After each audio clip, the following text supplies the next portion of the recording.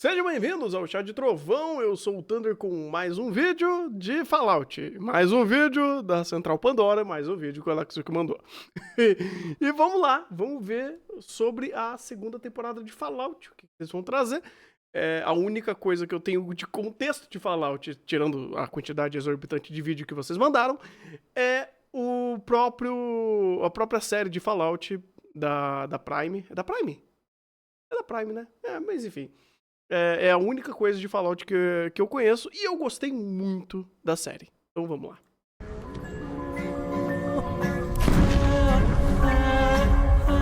Fallout New Vegas, apesar de um pouco superestimado, ainda é um dos melhores jogos já feitos. O melhor para muitos fãs de RPG de ação, com uma das tramas políticas mais ricas e inteligentes já contadas nessa mídia. Esse é um jogo que não só mudou minha forma de ver cenários pós-apocalípticos, mas o mundo real como um todo. Então, quando a segunda temporada de Fallout, série que eu anteriormente disse ser uma adaptação perfeita, deixou claro que New Vegas seria o seu cenário, eu comecei a ficar preocupado. Mas eu admito que isso é puro viés, é um dos jogos que mudou minha vida. Mas é injusto como alguém que quer analisar a série se apegar a esse viés. Por isso, eu prometo que vou ser o mais imparcial possível nessa análise. O mais imparcial. Eu tenho meus problemas com a segunda temporada. Mas eu peço que você veja o máximo possível desse vídeo antes de me xingar. Escrever sobre essa temporada de Fallout foi um grande desafio pra mim. É difícil justificar porque eu não gostei de algo que, por toda definição, ainda é uma boa obra e é majoritariamente amada. Para cada defeito que me fez ligar consideravelmente menos para essa temporada do que para a primeira, há um detalhe que eu acho que supera o seu antecessor. Para cada ponto que a temporada enfraquece sobre a atmosfera e o universo de New Vegas, tem algo que o engrandece. E por mais que eu possa passar horas aqui destrinchando cada defeito dessa temporada, Fallout ainda é a melhor adaptação de um jogo para outra mídia, se ignorarmos Twisted Metal. Por isso eu esperei para falar dessa temporada, para Twisted ver até Metal o último bom? segundo, para formar a minha opinião. E eu tenho bastante coisa para falar sobre, Legal. mas de um jeito que não é tão fácil assim. Entre boas ideias há execuções duvidosas, entre bons personagens há tramas desconexas e confusas. Em uma temporada que é bem divertida e intrigante, há uma estrutura bagunçada. Eu acho justo então explorarmos o bom, o mal e o feio dessa segunda temporada. Suas quebras de lore, sua construção ou destruição de mundo, o que ela desperdiçou, o que ela aproveitou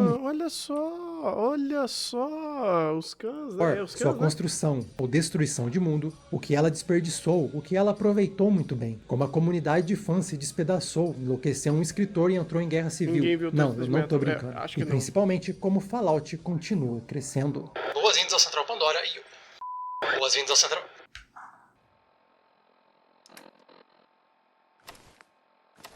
Boas-vindas ao Central Pandora e hoje vamos voltar aos ermos. Um ano depois de eu ter chamado a série de Fallout de uma adaptação perfeita. Então, o que mudou? A série ou eu? De onde você está sentado, parecem 18 quilates de reclamação inútil.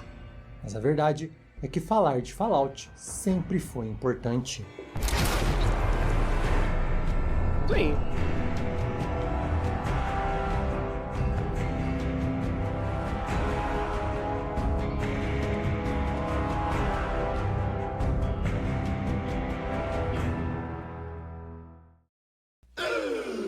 They did the wang dang. Quem conhece o canal sabe que eu não gosto de ser do tipo negativo. Eu já defendi muita coisa ruim por aqui. Então por que começar com a parte ruim de algo que eu admito é acima da média por uma grande margem em meio à atual ficção científica?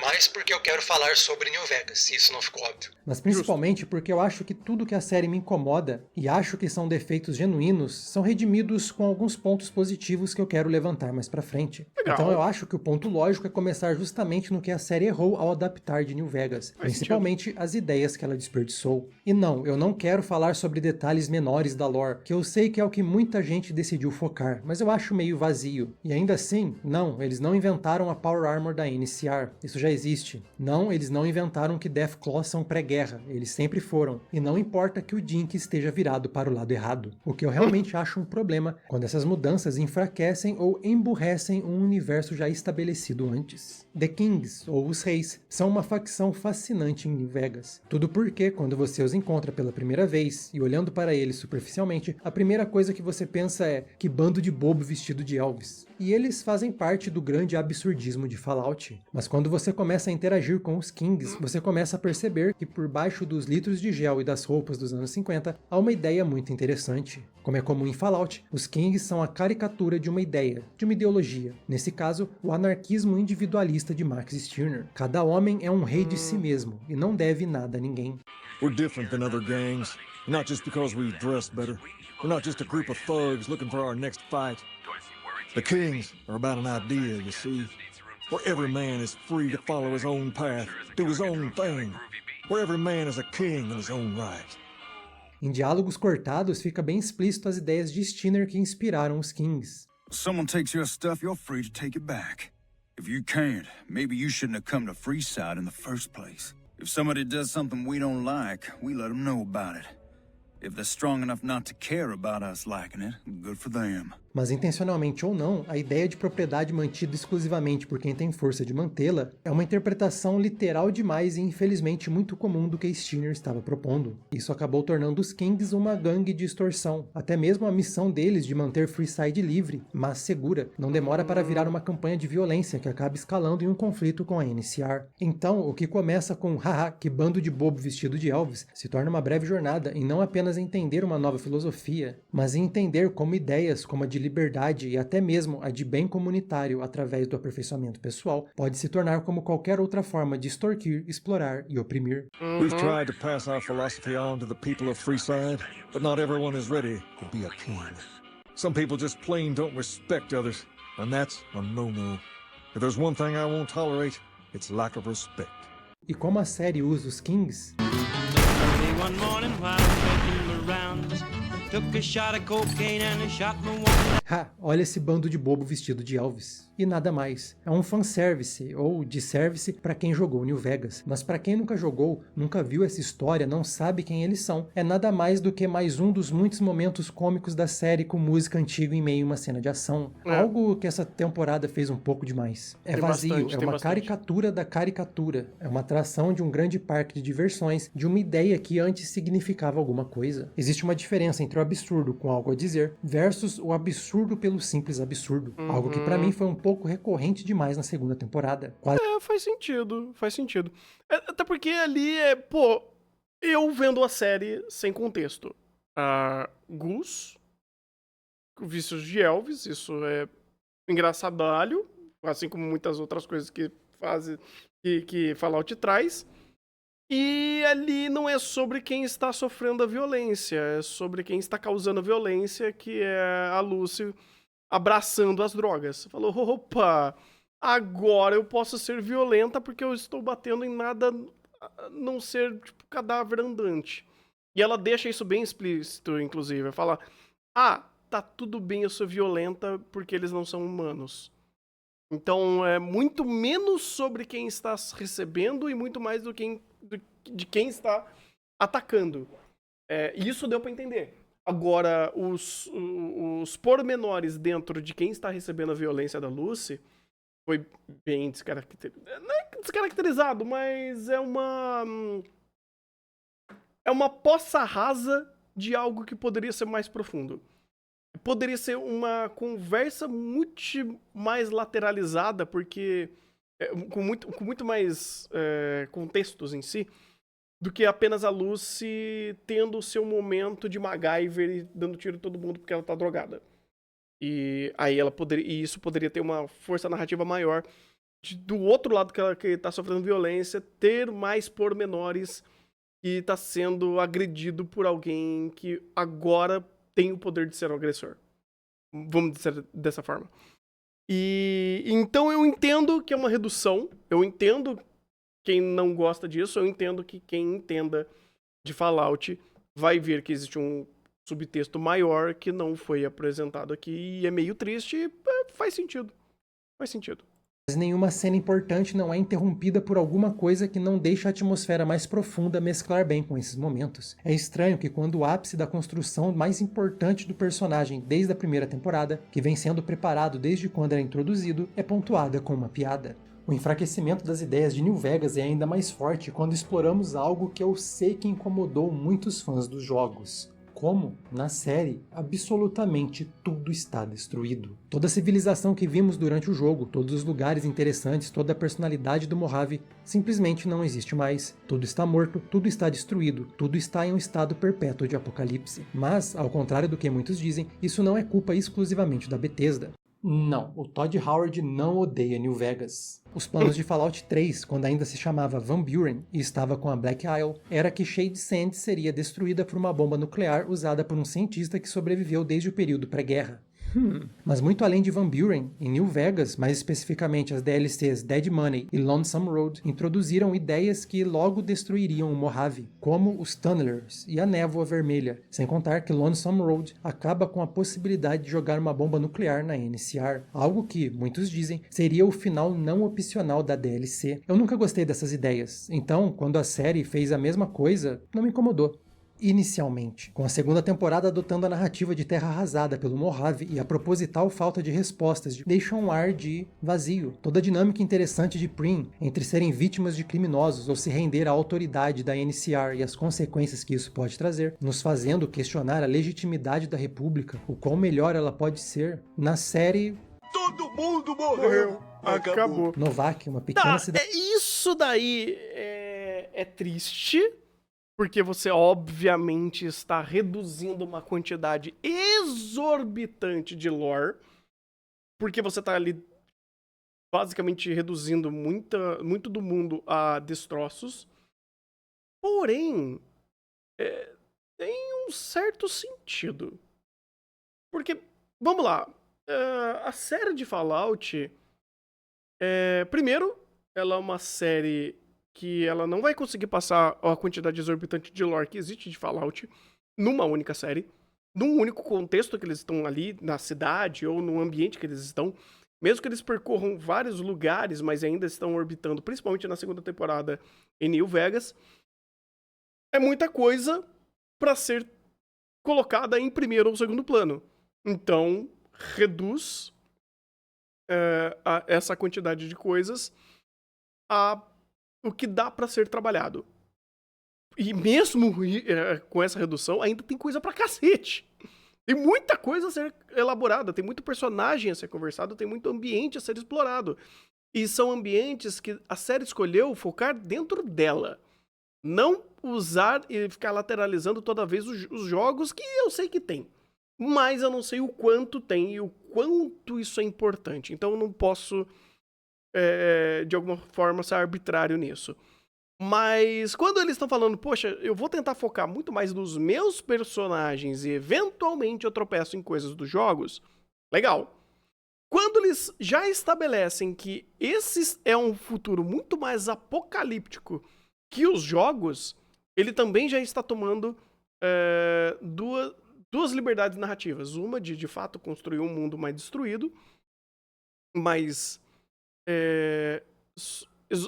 mais vazio de fato, vazio pela destruição, vazio pela morte, assim como eles conseguem não se comprometer com muito disso.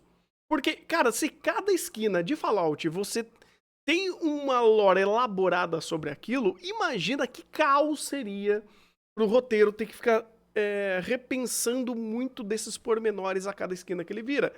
Pô, dá pra fazer?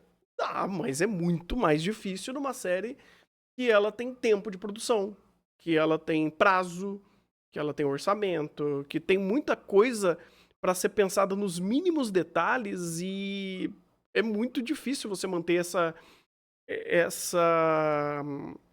esse equilíbrio. Então, a escolha deles de meio que devastar um pouco mais o mundo, não acho necessariamente ruim. Até porque eles estão mostrando que esse mundo... ele acabou sendo mais vazio justamente por toda essa destruição proposta. E sim, tem muito disso. Tem muita coisa na série que, cara, não dá pra coexistir porque isso vai ser destruído. Ou, isso parece ser legal, mas foi varrido pelo próprio apocalipse. Foi varrido pela própria violência. Então, meio que ainda cria uma certa rima narrativa quando você fala que todo mundo morreu, acabou... pelo menos pelos pormenores, sabe? Então, eu entendo. cidadezinha onde um grupo de pessoas formou uma comunidade tão unida e diversa, com diferentes gêneros, raças, ideologias e passados. O fato de ter sido destruído na série, de poxa, tem um lugar super interessante, com uma tribo super legal, um grupo super bacana, com algum NPC legal pra caralho no jogo, isso não descaracteriza a importância e a existência dele no próprio jogo.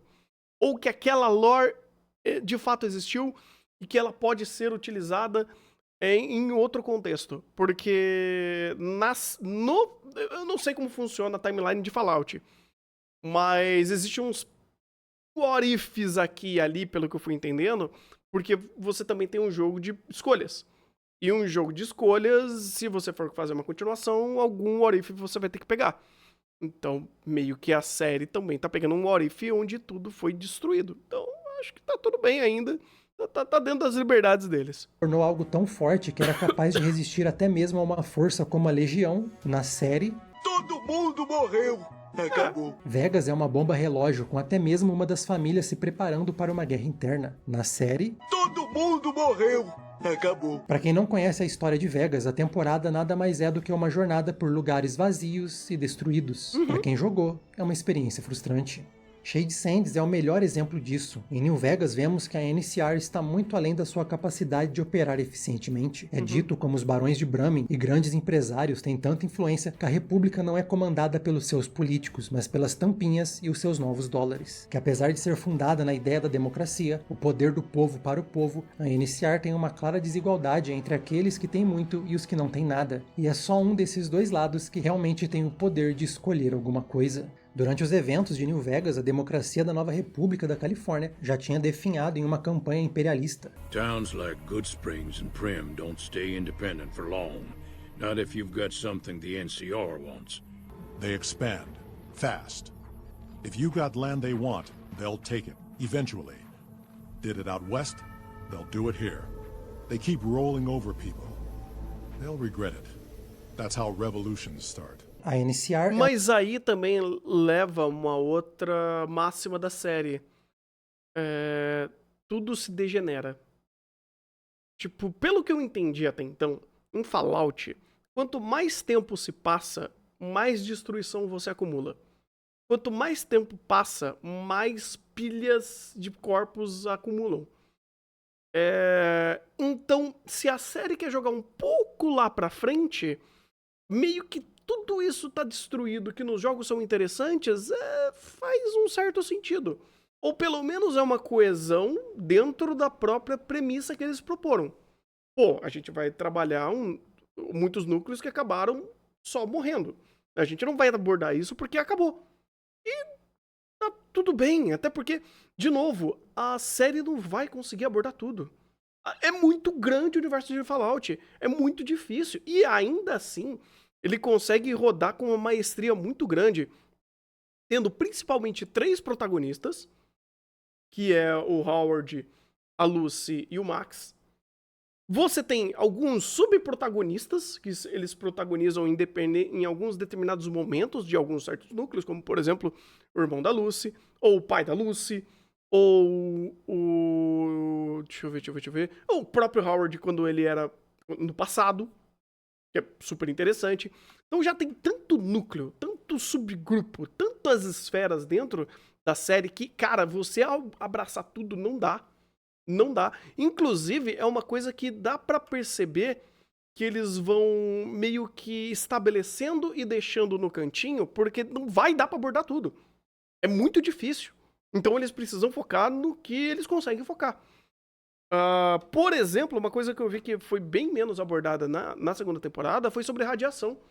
Mas porque eles estavam passando em lugares menos radioativos e eles não tinham como ficar gerenciando esse recurso da radiação.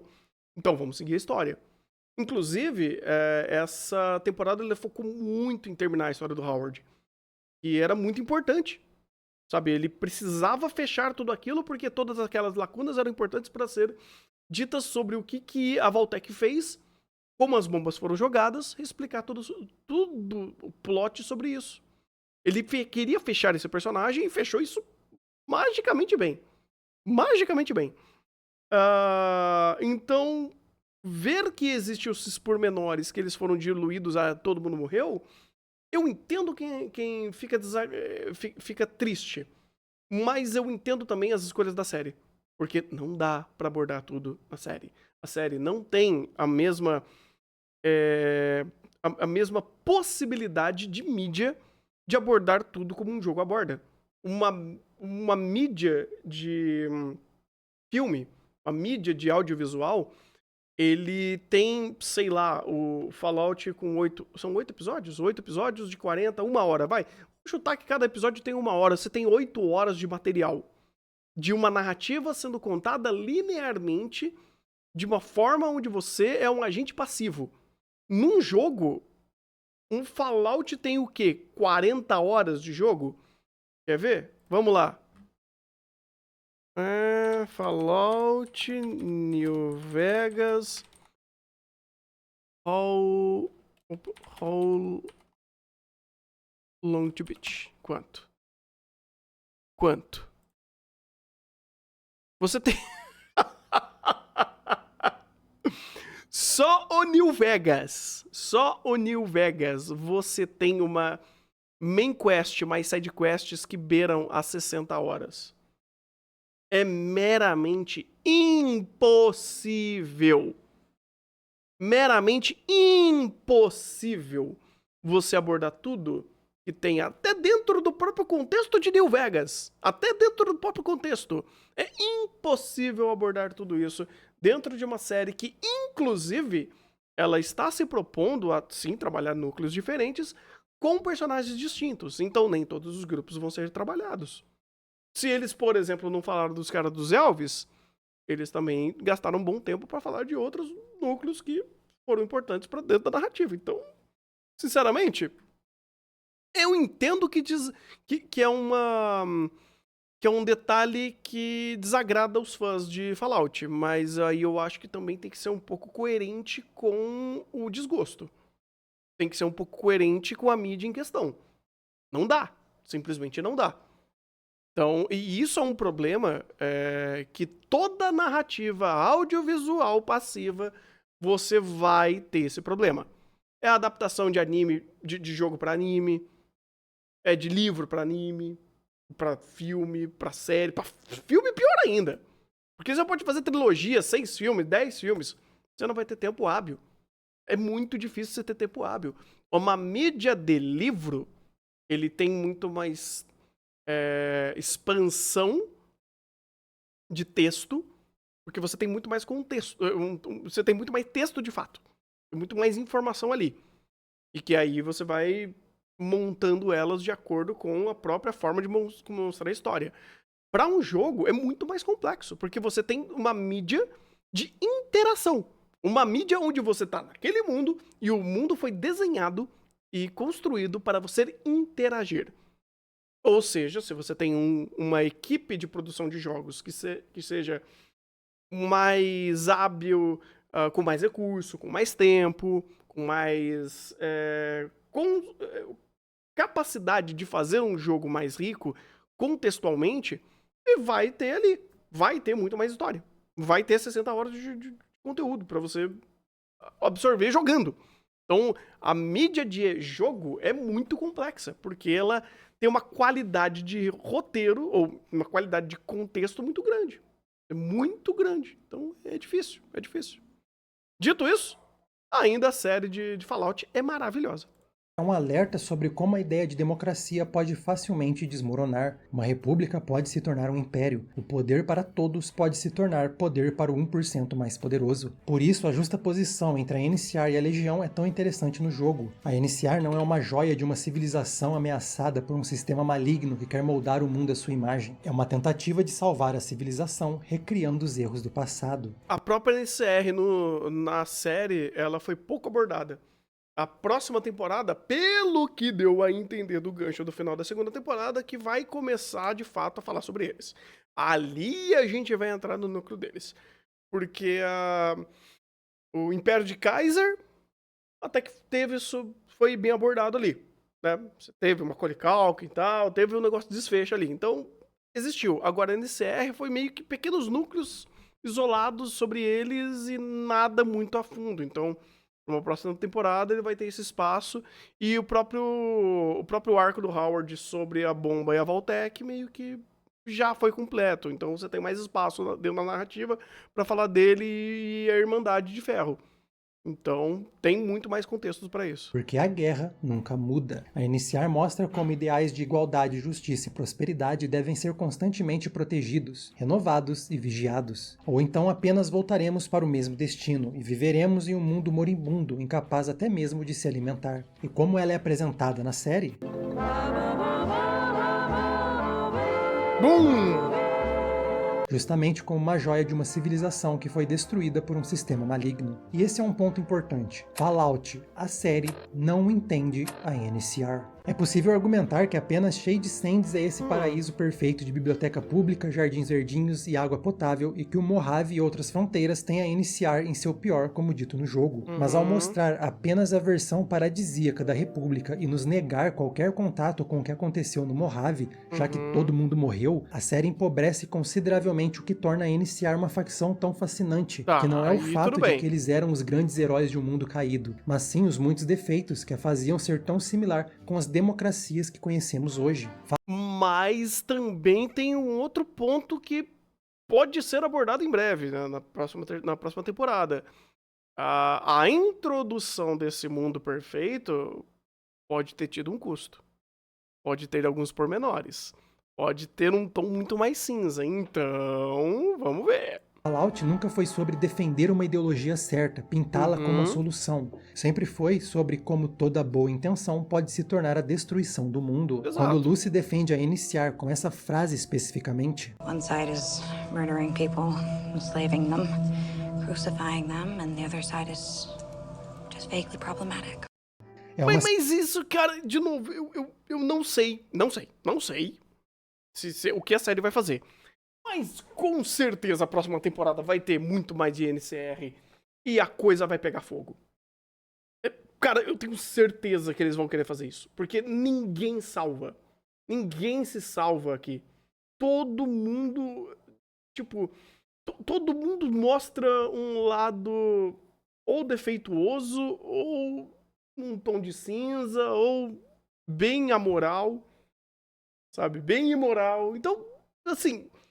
Eu acho que isso daí, eu acho que dá pra esperar. Eu entendo a crítica, faz todo sentido, mas dá pra esperar.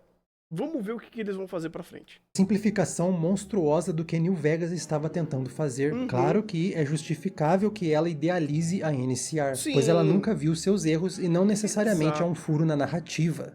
Inclusive a própria Lucy, ela tende a acreditar que existe alguma coisa que é boa aqui.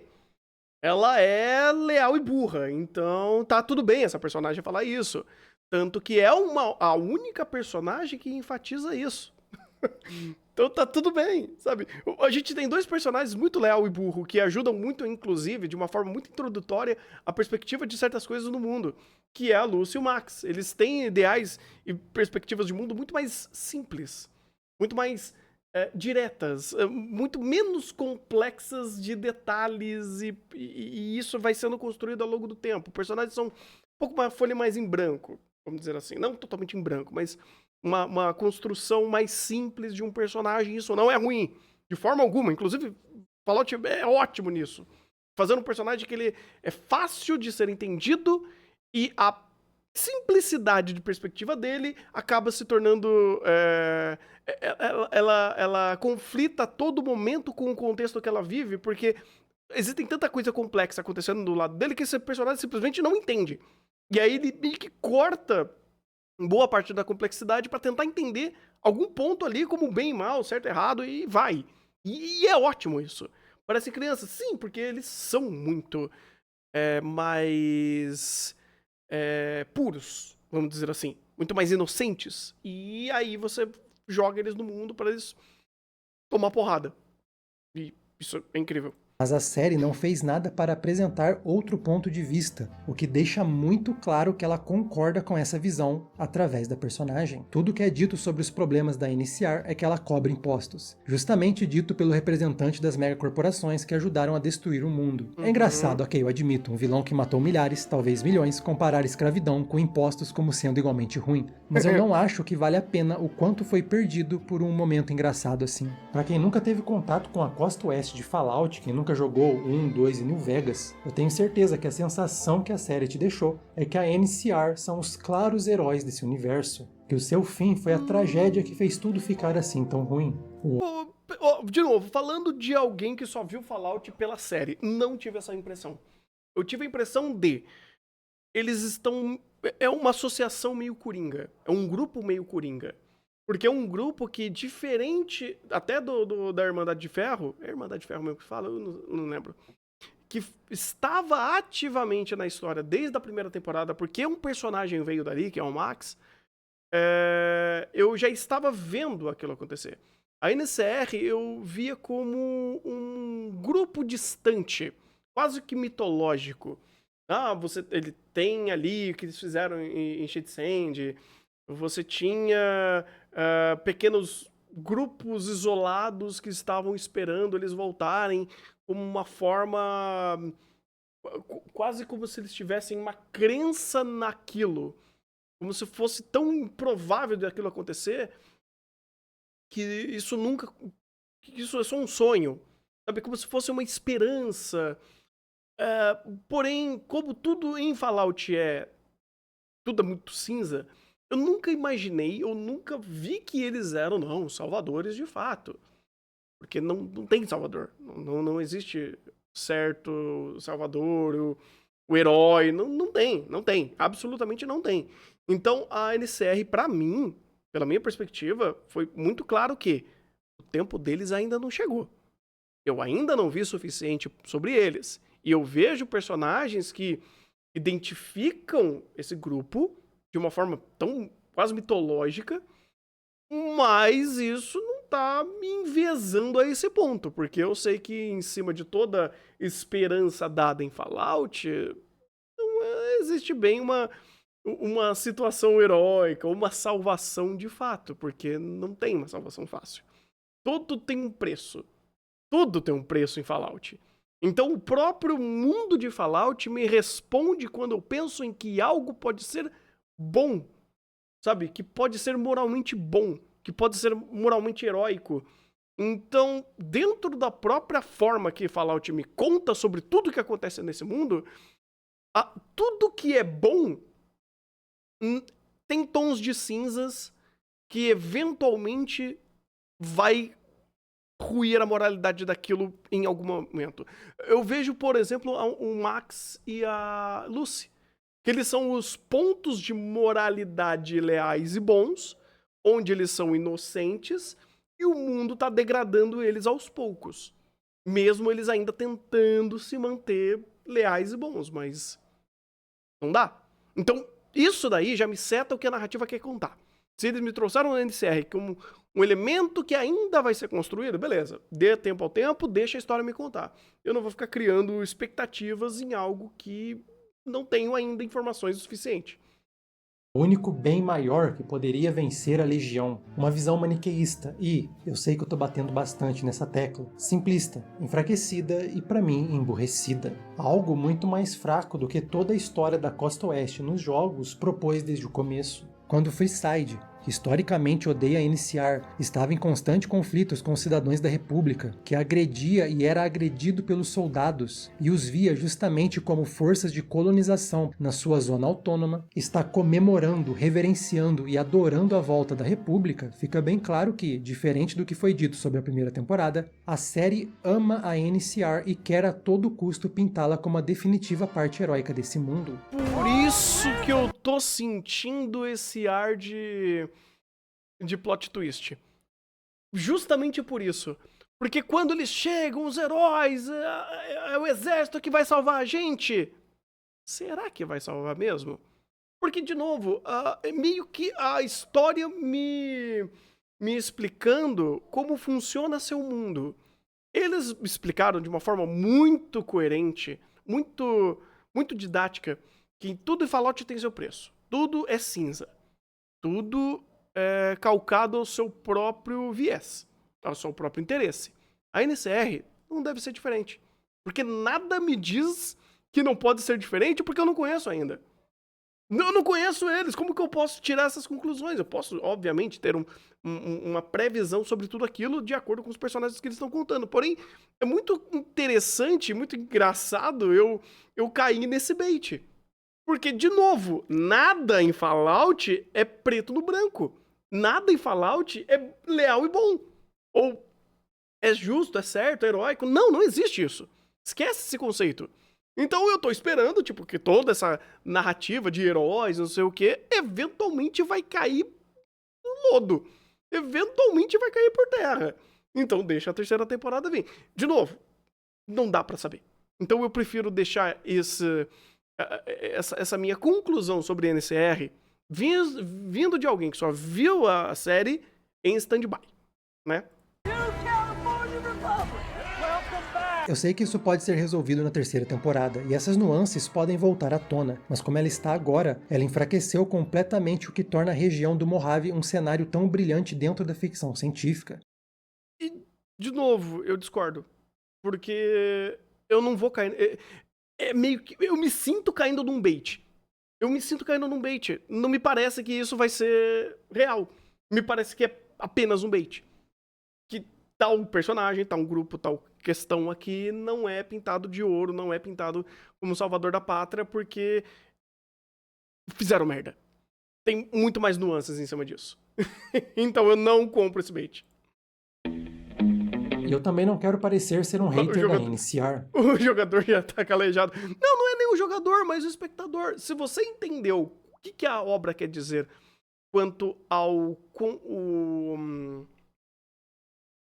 digamos assim, não é um tema, mas é um aspecto de moralidade do mundo, vamos deixar dessa forma, que nada é preto no branco, tudo tem tons de cinza, tudo tem um preço, nada é de graça.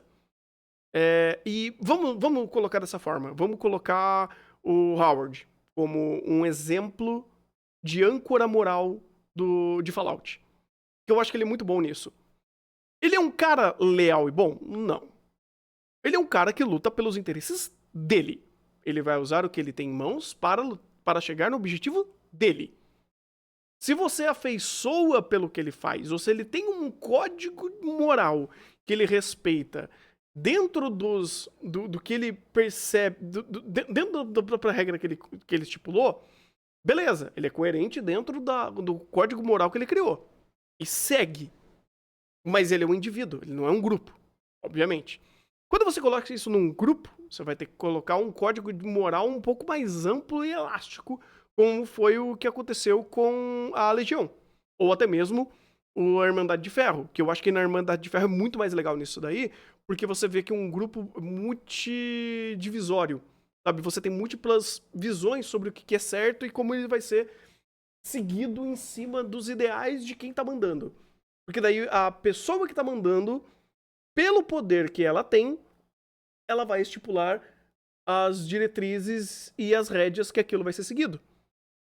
Por exemplo, o superior do Max. Ou eu era o cara que era inteligente, agora serei o tirano.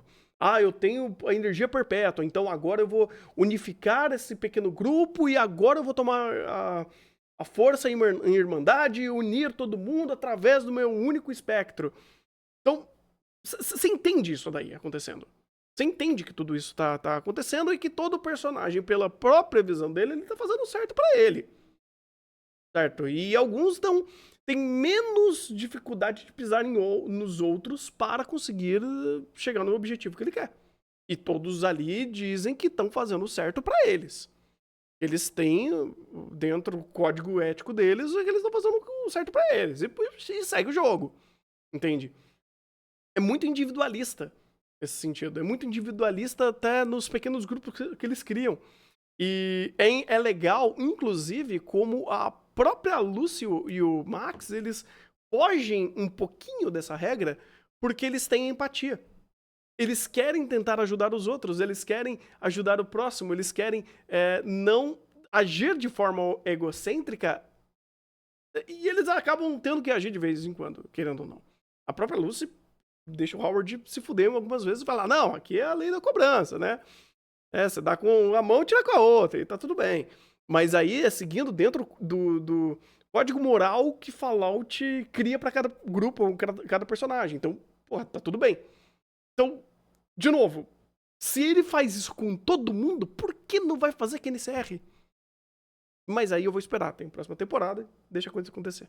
Não é nada fácil usar tudo isso no deserto de Nevada e ainda ter energia para salvar as pessoas do Mojave. Mas eu tenho um segredo.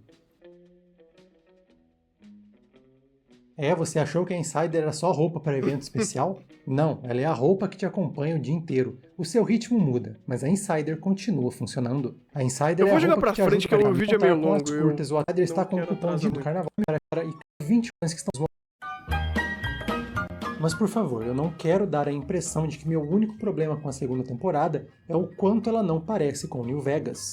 Pra mim, por si só, ao analisar com a própria primeira, ela também perde, principalmente na sua construção e estrutura narrativa. Com muitas cenas divertidas e algumas bem impressionantes, pode ser um pouco difícil lembrar o quanto essa temporada desperdiçou seu tempo e focou em muita bobeira. Nos primeiros 3 episódios isso fica ainda mais claro, mas a estrutura de vários núcleos e apenas 8 episódios fez essa temporada ter um ritmo estranho em diferentes momentos, cortando entre os diferentes personagens algumas vezes por menos de 1 minuto, só para não esquecermos essas muitas histórias que deveriam ter sido melhor controladas. Não à toa, a série tem uma guinada muito melhor em como ela é contada, uma vez que a Brotherhood of Steel deixa de ser um núcleo de foco, e dá mais espaço para outras histórias ganharem mais tempo. Mas esse problema vai até o final. No 7º episódio, quando a história de Norm está em um de seus melhores momentos, a série volta a focar nele por apenas 40 segundos só para mostrar que absolutamente nada aconteceu e ele desmaiar de novo, enquanto realmente não dá para dar tanto tempo para cada história, porque a série tem um espaço bem limitado.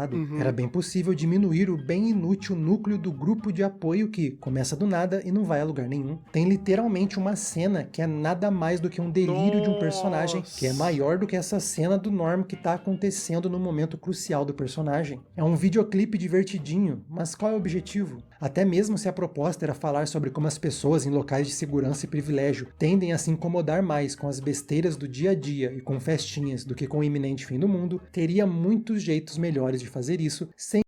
Ok, faz sentido. Foi muito momento Disney de fazer o insert do filme, né?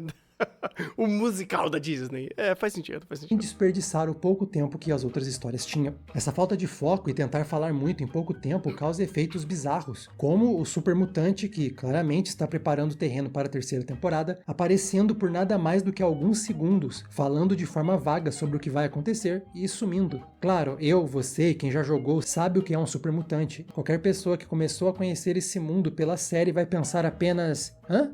Quem? Que? Por isso é tão difícil separar a série dos jogos. Ela mesmo quer que quem esteja assistindo tenha um certo conhecimento do que veio antes para não ficar perdidos em momentos assim que, ok, uma hora lá no futuro vão fazer sentido, mas agora não agregam em absolutamente nada. Então você tem tramas interessantes que são abandonadas para falar de coisas que, para ser sincero, mais serve para aumentar a comédia do que qualquer outra coisa. Eu concordo na parte do momento musical Disney, mas na parte do mutante lá, eu acho que ele instigou algumas coisinhas que meio que não vejo problema numa série tão grande em você apresentar alguma coisa e deixar em stand-by. Porque ali o importante era, Howard tá fudido, a gente vai ter que recarregar ele. Joga Césio nele e volta ativa. Porém, ainda é um momento que é interessante. Tipo, te joga uma incógnita na frente e você fala, ok, isso é legal, isso é diferente, me conte mais quando for pra contar. Então, tudo bem, eu não tenho problema com isso. Então, por isso, é meio que um gancho pra próxima. Quando ele faz isso de forma decente, eu não vejo problema. A do Mutante eu achei legal. A do irmão da Lucy acordando e tomando mais uma porrada, de fato, é meio desnecessário. O musical da Disney é meio que fazer a mesma coisa que eles fizeram na primeira temporada, então ela, no mínimo, é redundante. Eu concordo, eu não gostei muito dessa cena, não. Outro efeito bizarro disso é a construção terrível da grande ameaça da terceira temporada para Vegas, a Legião. Me responde sinceramente, com o fim da série, você que nunca viu o jogo, se sentiu ameaçado pela Legião? Ou existe uma outra facção que definitivamente é mais assustadora e tem mais cara de vilã? A existência da Legião nessa temporada me parece uma ideia enfiada de última hora na história. O simples fato de Lucy entrar em contato com a Legião depende da ideia completamente estúpida e ridícula de que uma mulher escravizada pela Legião voltaria de bom grado para a região deles. É um comportamento completamente absurdo que só tá ali para justificar a existência da Legião por menos de 20 minutos para ter um gancho da terceira temporada. Isso eu também concordo um pouco. Esse gancho que eles usaram, não, o problema não tá aqui. O problema tá antes. Do nada, side quest. Tipo, Lucy e Howard estão andando, do nada, side quest. Tipo, eu ouvi alguém gritando. Caralho, você ouviu alguém gritando na puta que pariu, que no lugar abafado não tinha nem condições físicas daquilo tá acontecendo. Então não foi meio que tipo, pô, a gente tropeçou numa side quest. Não. Vocês foram caçar assunto. Vocês literalmente foram caçar assunto. E depois que vocês terminaram de caçar assunto, a Lucy sai com a garota, eles ativamente chegam na Legião e dá toda a merda. Eu falo, oi? Sabe, é uma coisa ordenada. Ou, melhor dizendo, é uma coisa... Eles escolheram. Eles estavam no comando dessas duas ações. Tanto de entrar nessa sidequest, quanto da Lucy levar ela de volta, sendo que ela não teria por que voltar. Sinceramente, não tem nada que a série tenha me convencido que ela tinha um bom motivo pra voltar. Sério, nenhum. Não é como se, pô, foi emboscada. Pô, tinha um grupo ali que tava procurando ela. Pô, tipo, tava acontecendo alguma coisa. Então, meio que esses dois problemas juntos me fizeram de fato desgostar desse começo. Foi um começo muito... Tá, por que isso daí não seria um problema que vocês estariam sendo conduzidos em vez de vocês chegarem até ali de forma espontânea? Sabe? Não? Tipo, não convence, não convence. Isso de fato foi um momento que não convence. Inclusive é interessante, tipo... eu escolhi fazer uma side quest. Eu perdi mais fazendo ela do que eu consegui coisas de volta. E foi um sentimento genuíno, que esse momento me deixou. Tá estranho. Isso tava estranho. Sabe? Esse começo foi bem estranho mesmo. Tanto que quando Lucy, a nossa protagonista, que odeia o que o pai dela faz, que é o compasso moral dessa série, considera ajudar o Hank no seu plano de lavagem cerebral em massa, justamente pelo medo que ela tem da brutalidade da Legião, o meu único pensamento é, sério? Ela passou o quê? Uns 2 dias crucificada? O que sim, eu sei, é algo horrível, mas tudo que ela viu é um bando de idiota brigando por nada em uma guerra civil propositalmente estúpida para ser engraçada. Porque parece. Porque de fato parecia.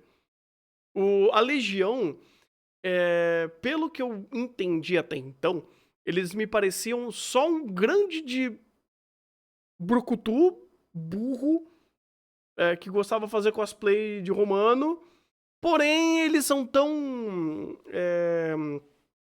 abruptos ao que eles fazem que gera violência, de graça. Tipo, eles são quase que uma bomba relógio. Não que eles geram medo, mas eles geram um certo perigo.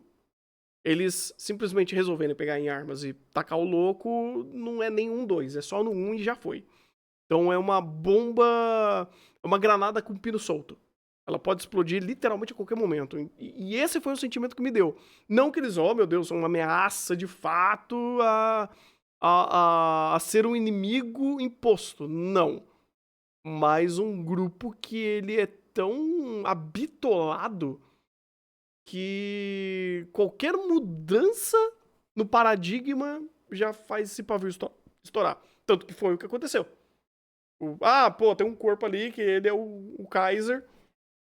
Um grupo tá falando que é de um lado, outro do grupo, tá falando que é do outro. Então, ele mesmo subdividiu a um grupo de uma forma muito burra, né? De uma forma muito troglodita. E foi isso, sabe? Pra mim é um grupo de trogloditas querendo se bater. Ou matar qualquer coisa.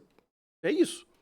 Depois de ver a Brotherhood massacrar a NCR na primeira temporada, a facção que nessa temporada ela tanto adora, por que a Legião assustaria tanto assim? O pouco tempo para a Legião de Caesar torna esse peso muito mais baseado no jogo do que na série em si. De novo, você que só viu a série, achou a Legião assim tão assustadora? Não achei assustadora, eu achei imprevisível. Eu achei ela sádica e... Deixa eu ver Ai, cara, como que eu... Insana. Eu acho que é essa a palavra. Sádica e insana. Eu não achei ela perigosa. Eu achei que ela é tão... A mente de todo mundo lá já tá tão lavada que qualquer espirro, eles simplesmente explodem. Então, o perigo está nisso, na imprevisibilidade de você ter algo tão insano com tanta arma, com tanto poder. Porque, inclusive, toda a construção para conceber eles inicialmente, quando eles estavam mostrando em construção de cena o que eles são, é brutalidade pura. É brutalidade pura. Tipo, é como se você esbarrou com ombro a ombro ali, os dois já começam a se matar. Porque é só insano. É perigoso? De fato é perigoso, mas ele não é um perigo como a Brotherhood me mostra. E, pô, os caras vêm de exército marchando. E você vê que ele vai ser dizimado, como se fosse de fato um ataque ordenado. Deles não, é só brutalidade pela brutalidade. É sangue pelo sangue. É uma barbaridade toda. Então, meio que é esse sentimento que eu tive. Tão diferente dos cães do primeiro episódio, tão mais aterrorizantes do que a Brotherhood of Steel. Minha teoria, que eu não tenho prova nenhuma, é que a Brotherhood estaria no lugar da Legião. Faz muito mais sentido se você parar pra pensar, a Lucy ter medo deles e chegar a cogitar pará-los usando os dispositivos de controle. Faria muito mais sentido uma guerra entre a NCR e a Brotherhood of Steel, justamente no lugar onde o dispositivo de fusão Free está. Lembra exatamente o MacGuffin principal da primeira temporada? Não faz sentido que essa seria a conclusão da guerra que começou na temporada anterior? A BOS na primeira temporada já se comportava tanto como a Legião que várias pessoas criaram teorias para justificar isso, para na segunda eles só usarem a versão light da Legião. Eu tenho quase certeza que alguma coisa mudou, não à toa que a Brotherhood of Steel some dos últimos episódios. Porque a Brotherhood ela tá meio que implodindo dentro dela mesma. Assim, nesse sentido, eu não vou nem questionar muito sobre o impacto que eles estão tendo para os protagonistas na reta final, porque faz sentido. É plausível eles estarem numa guerra interna tão fodida que eles simplesmente esqueceram o resto. Então, não tem... Inclusive, eles acham que ainda a energia perpétua tá com eles ainda. E foi isso, sabe? Há uma clara desconexão entre como a Brotherhood foi construída na primeira e na segunda temporada. Me faz parecer que a segunda foi mudada, seja lá o porquê, e isso abriu algumas lacunas lógicas em suas histórias. Lacunas que podiam ter sido resolvidas se eles diminuíssem a história da Vault 33. Por que isso acontece? A própria justificativa da Legião ir até New Vegas parece não fazer nenhum sentido, parece vir do nada. Nem mesmo o novo César parece ter confiança no que ele tá falando. Porque não tem! New Vegas! Então tá, tudo bem. Aí eu concordo que na verdade eu nem lembro por que ele fez isso. Mas não tem! Porque, de novo, me parece um bando de gente insana. Um bando de brucutu insano. Eles estão tão aficionados pelo poder, brutalidade, armas e não sei o quê, que qualquer coisa que alguém fala, uga, e vai indo, sabe? Um bando de lunático, exato. Lunático, me pareceu isso. Desde o começo. A segunda temporada de Fallout é boa, mas poderia ter sido fantástica. Perfect is the enemy of good, Lucy. Como eu falei há muitos minutos atrás, mais minutos do que eu deveria, eu não quero apenas reclamar. Tem muita coisa que eu gostei dessa temporada. Então por que não começar a falar delas? It's a good day to sing in the song, and it's a good... Eu não quero falar apenas por adaptação, porque sim, quando colocamos Fallout lado a lado com os jogos, é uma das melhores recriações de cenários e designs de toda a história das adaptações. A produção de design dessa temporada é ainda mais impressionante que a da primeira. Os Deathclaws nunca foram tão exuberantes. Mesmo com todo mundo morto, ver os cenários de New Vegas em live action é um sentimento muito especial. Camp Golf, Novak, The Strip, é tudo uma bela homenagem visual ao jogo que tanto amo, em especial Freeside.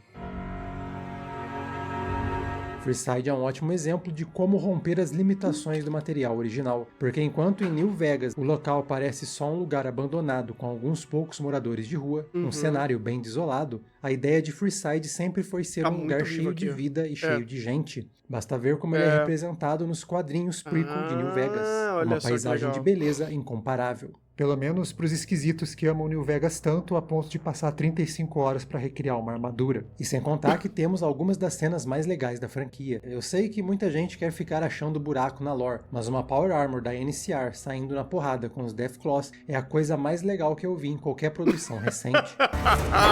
É da hora! É da hora!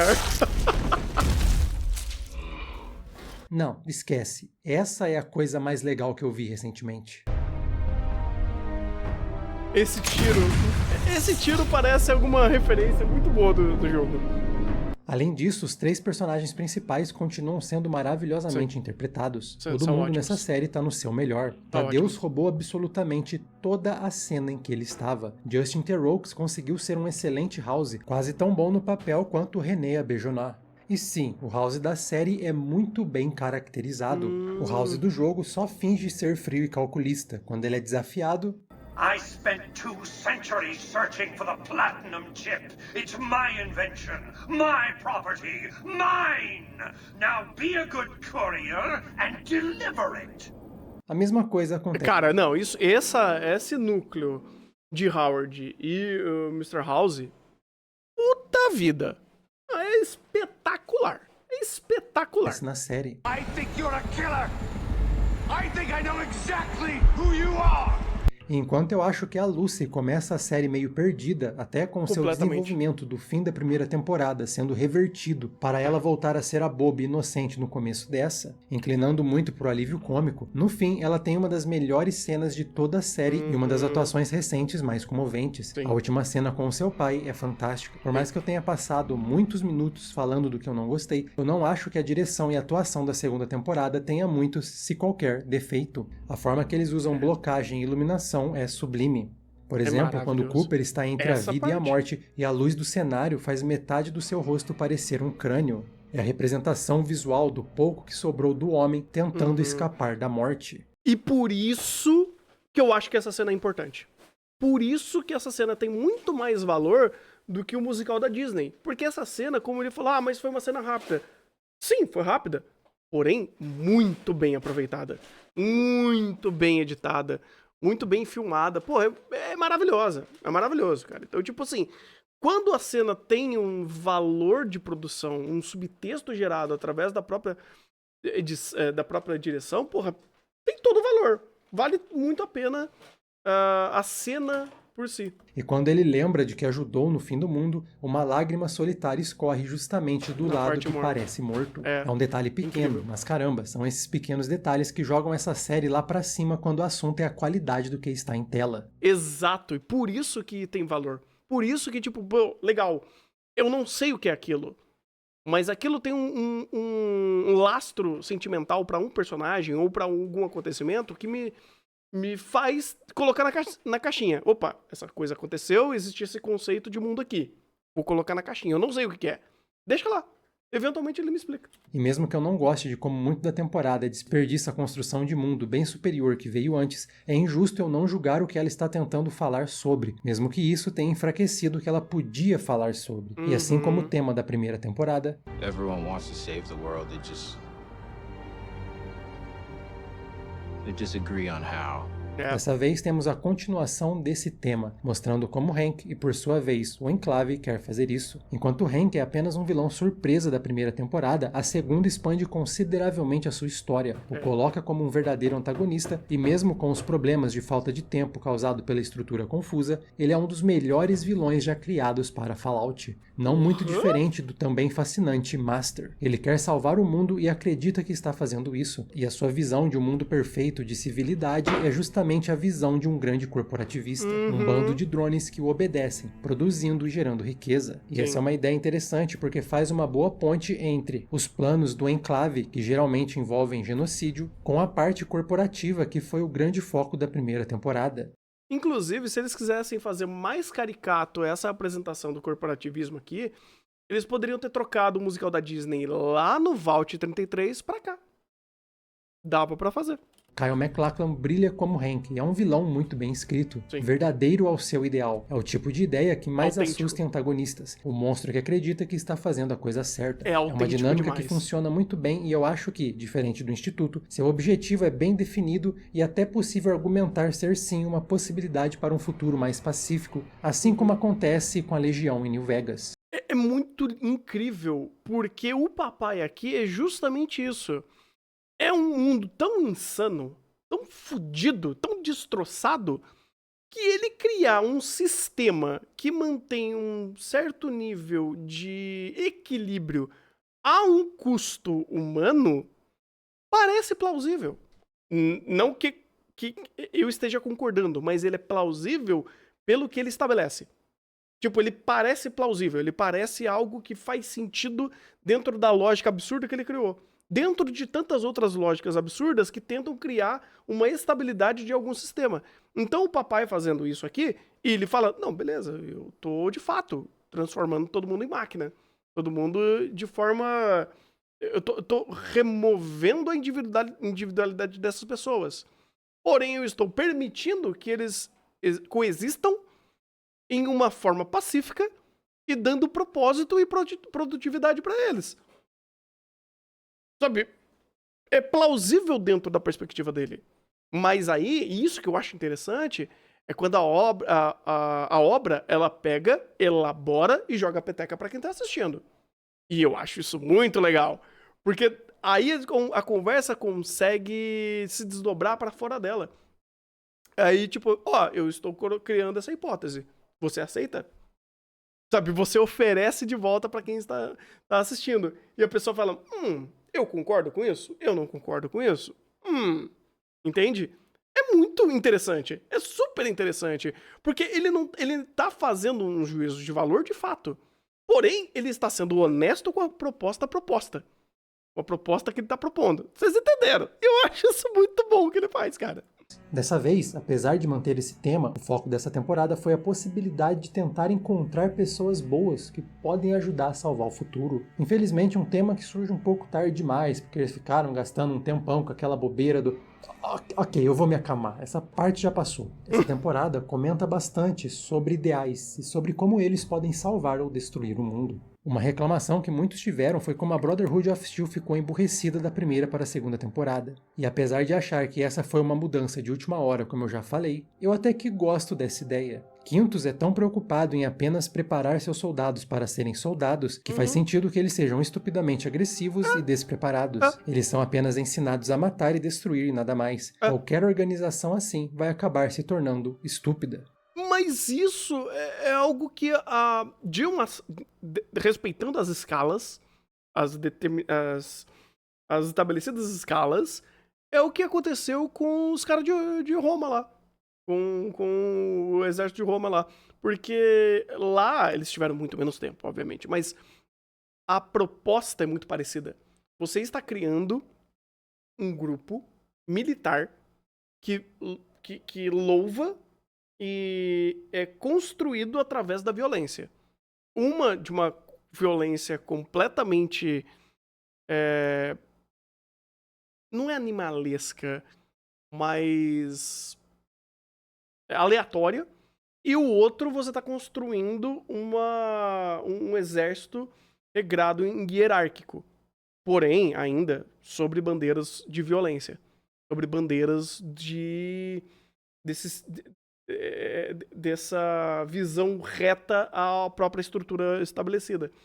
Então é interessante, é plausível o que eles estão fazendo aqui. É o que acontece com toda a sociedade baseada em ideologias simplistas exato. e em ideias binárias. É basicamente o que aconteceu com os Estados Unidos quando vemos o passado desse futuro. Enquanto eu também não gosto como todo o fim do mundo está todo focado em 2 ou 3 personagens, incluindo como o Enclave é responsável por absolutamente todos os pequenos detalhes da Wasteland. O que, de novo, eu acho que é um emborrecimento das ideias de como tudo foi causado pelo caos geral desencadeado por uma deterioração da sociedade como um todo. Eu acho o arco do Cooper, de uma pessoa, mesmo que sozinha, tentando fazer a coisa certa, muito bom. Personagens como a representante Welch é uma ótima adição ao universo de Fallout. A última pessoa boa em um sistema condenado, e que, por pior que tudo seja, ainda continua tentando fazer o certo. Fighting the good fight is mostly a series of humiliations.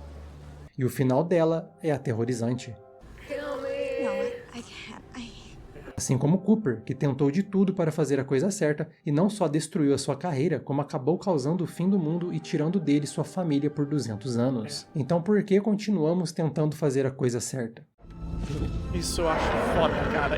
Nossa, a história do Cooper é fantástica. Maximus é, pra mim, o grande protagonista dessa temporada. Assim que ele abandona Brotherhood of Steel, toda a sua jornada é para encontrar a única pessoa boa que ele conheceu e entregar a maior fonte de poder dos ermos para Lucy. E o que faz Lucy a única pessoa boa que Max já conheceu? Ela não tem planos, ela não quer forçar a sua visão de salvação para ninguém. Ela apenas ajuda quem pode no imediato, no agora. No começo vemos Maximus amortecido pelos ideais fracassados e pálidos de Quintus na sua visão para salvar o mundo. Então a sua jornada para achar alguém bom é justamente encontrar alguém que não quer salvar o mundo todo de uma vez com uma solução bruta e obtusa, mas sim quem é capaz de salvar um de cada vez, mesmo que isso seja uma série de constantes humilhações. E se você parar para pensar, a sua história é reflexo da de Cooper, é um paralelo direto. Ele também tentou encontrar a pessoa boa, uma pessoa certa para entregar a fusão a frio, mesmo que isso tenha dado muito errado. Se a guerra nunca muda, a bondade de alguns de se sacrificar por quem eles não conhecem, também não. O momento em que Maximus vê uma criança o vendo, assim como ele viu aquele paladino da Brotherhood, é um momento espetacular de esperança. Boas pessoas sempre estarão dispostas a ajudar aqueles que precisam,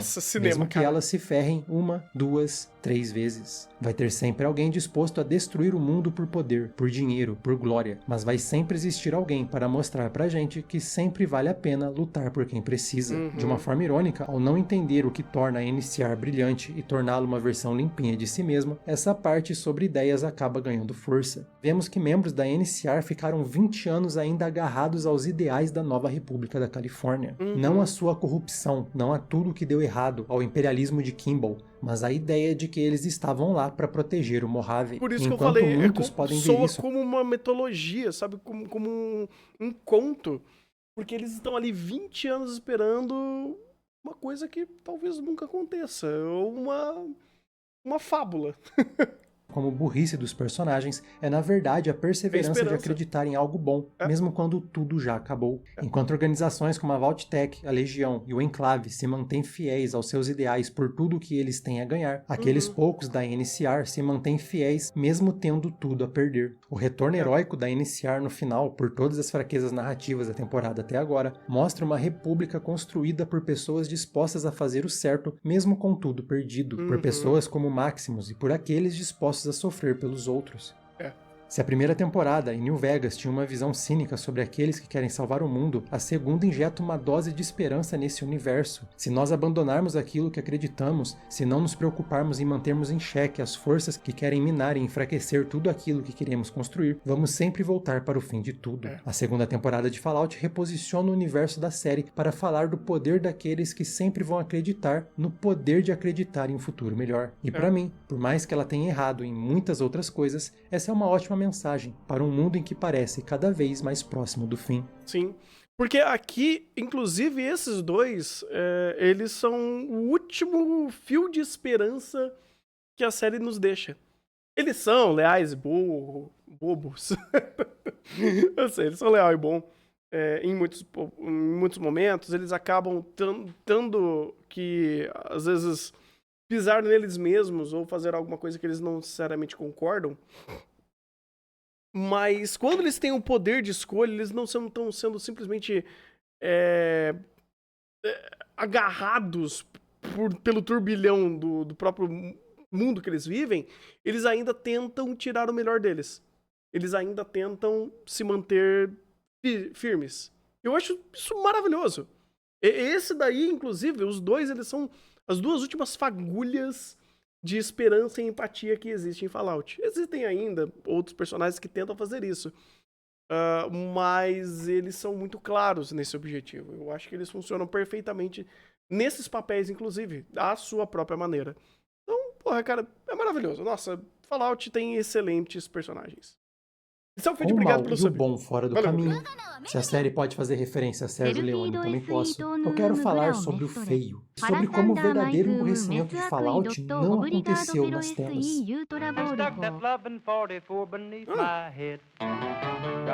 Garrison, um conhecido artista da comunidade de Fallout, simplesmente falou que os Kings na série eram engraçados. E centenas de ditos fãs de Fallout clássico encheram tanto o saco dele. Alguns eram youtubers que entraram na onda de falar mal da Bethesda e fingirem ser fã de Fallout New Vegas por causa de guerra cultural, que ele praticamente decidiu abandonar a comunidade. Alguém que já estava fazendo conteúdo sobre Fallout há quase uma década. Nos últimos 2 meses eu vi como a comunidade de Fallout se degradou consideravelmente conforme os episódios iam saindo, com pessoas tentando pegar qualquer detalhezinho para exagerar defeito, trazer a série para essa grande guerra cultural que na verdade é uma grande bobeira. E no fim de tudo, pra quê?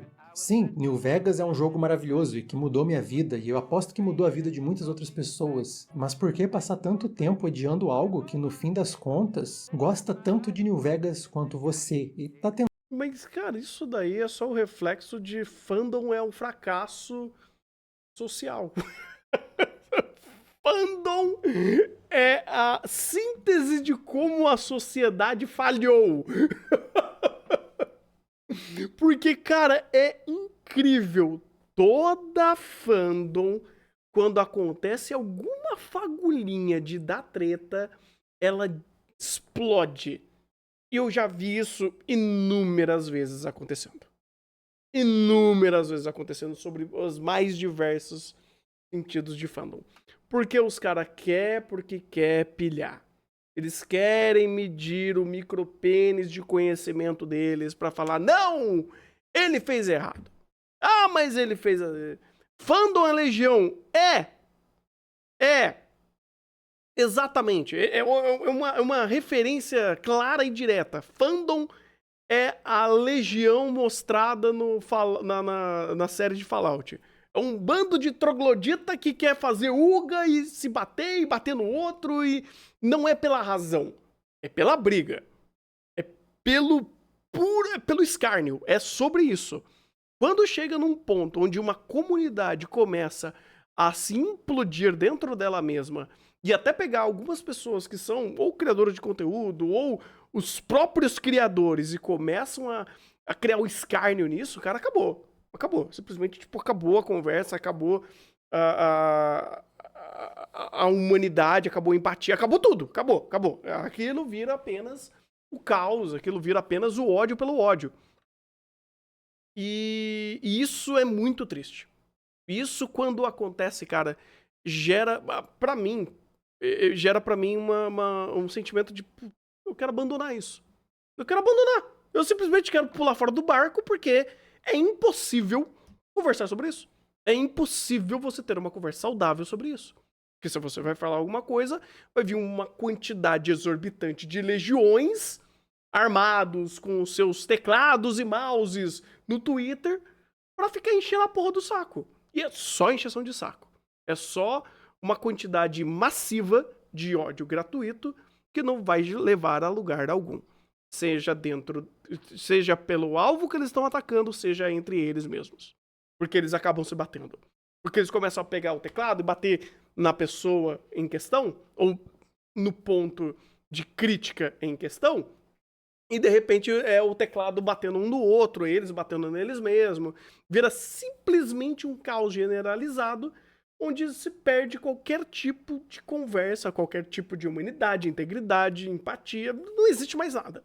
Existe apenas violência pura e gratuita e ódio puro e gratuito. Isso já aconteceu tantas vezes. tantas vezes, com tantas comunidades diferentes. Uma que eu posso lembrar agora é a fandom de Chainsaw reclamando por causa que eles queriam pica. E eu gosto de lembrar disso porque esse evento específico me deixou tão, assim, desgostoso com o Chainsaw que eu simplesmente ignorei. Eu falei, mano, não vou me atrelar a isso, não vou conversar sobre isso, eu não vou me importar com isso. Porque quando você quer uma conversa decente de uma obra que tem conversas a ser dadas e a conversa é questão que os caras querem pica, pelo amor de Deus, cara. Não, pelo amor de Deus, não. Aí não existe mais conversa, não existe mais nada. Existe apenas o escárnio, existe apenas o ódio, existe apenas a trogloditagem na situação toda. Então eu falo, mano, acabou. Eu pulo fora do barco. Eu pulo fora do barco. E já aconteceu muitas vezes. Muitas vezes. Porque, cara, quando um pequeno grupo quer ser chato, eles são insuportáveis. E assim, é algo que não vale a conversa. Não vale dar... não vale entrar no assunto, não vale dar palco, não vale dar trela, não vale. Simplesmente você tem que fechar a porta, lacrar e deixar eles morrerem dentro da sua própria degladiada de teclado entre eles. E acabou. Porque não tem valor. Não tem conversa, não tem nada de produtivo ou positivo que te sai disso, cara. É muito triste. Tentando trazer mais atenção para essa franquia que somos todos fãs. New Vegas voltou a ficar tão em alta por causa da série, que até Fallout 4, os conteúdos do clube de criação foram bem focados na iconografia do Mojave. A série de Fallout é o maior exemplo de uma franquia que ainda está crescendo. Então por que deixar os idiotas, tal como os idiotas da Legião, brigando por um pedaço de nada definir a comunidade como um todo? Exato. Como fãs, não deveríamos estar tentando impedir que quem gosta da série ou dos jogos novos façam parte do resto da comunidade. Exato! Em vez de expulsá-los, gerar interesse nas coisas que gostamos. Sim. Eu nunca vi um comportamento tão infantil, tribalizado e patético como os muitos fãs de New Vegas, ou ditos fãs, tiveram nos últimos 2 meses. Eu quero deixar claro que apesar de Cara, eu não vi nada disso porque, de novo, eu não faço parte da comunidade, eu nem acompanho nada de ninguém, porque eu sou novo no mundo. E se você é algum legionário que quer encher a porra do meu saco, ou encher o saco do pessoal do Central Pandora em cima disso, cara, faz o seguinte, pega o teclado, mastiga. Não mastiga não. Enfia inteiro. Pode enfiar inteiro. Enfia com força pra dentro. Mas onde? Não importa onde. Pode ser por cima, por baixo, pela orelha, faz o que você quiser. Mas pega o seu teclado e neste momento enfia fundo. Mas Thunder, eu tô usando um celular. Melhor pra você? Melhor pra você. É menor. Você deveria estar usando um teclado, assim, com um teclado numérico ainda. E aí tu enfia inteiro. Tá tudo bem. Vai ser espetacular. Sua vida vai ser melhor se você fizer isso. Amor por New Vegas e todas as críticas que eu fiz à segunda temporada da série aqui, eu quero ver a terceira e a quarta e a quinta, enquanto eles tiverem uma história pra contar, eu quero que eles continuem fazendo. Pode não ser tão bom quanto os Fallouts que eu admiro, mas ainda assim é um bom Fallout. E mais do que isso, é a segunda melhor adaptação já feita de um jogo. Eu vou sempre ficar feliz de ver uma franquia que eu gosto. A primeira é Twisted Metal mesmo. Ele tá realmente fazendo isso. Ele está colocando essa tese em prática? Será que é isso mesmo? Não sei. Gosto tanto ganhando espaço nas telas, ganhando um novo público. Eu vou continuar admirando suas qualidades e vou continuar criticando seus defeitos. Perfeito. Como toda boa relação saudável com um tipo de mídia. Exato. Mas é sobre isso. Ou melhor, deveria ser sobre isso. Sabe, você expõe sua visão, seu gosto, a sua tese, sabe? A sua perspectiva.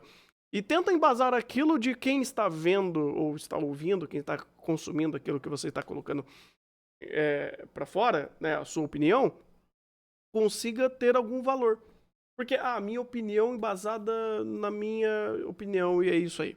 É minha opinião e é isso. Tá, tudo bem, foda-se a sua opinião. Sua opinião não é embasada ou não é estruturada de uma forma minimamente lógica para que outra pessoa, o seu interlocutor, consiga entender o que você está dizendo. Entender o seu ponto. Por exemplo, eu discordei de alguns pontos aqui, concordei com outros pontos aqui, eu acho que eu fiz isso de uma forma muito saudável E, obviamente, respeitando e entendendo que, pô, ele tem um conhecimento infinitamente maior sobre Fallout do que eu. E respeito muito isso e aprendi muito com ele sobre Fallout. Porém, quis dar os meus 5 centavos sobre a série em alguns pequenos pontos que eu podia ter conversado, porque foi a única coisa que eu vi. Então, é a única coisa que eu consigo conversar sobre. E é isso. Esse foi Fallout, a segunda temporada do vídeo do pessoal do Central Pandora.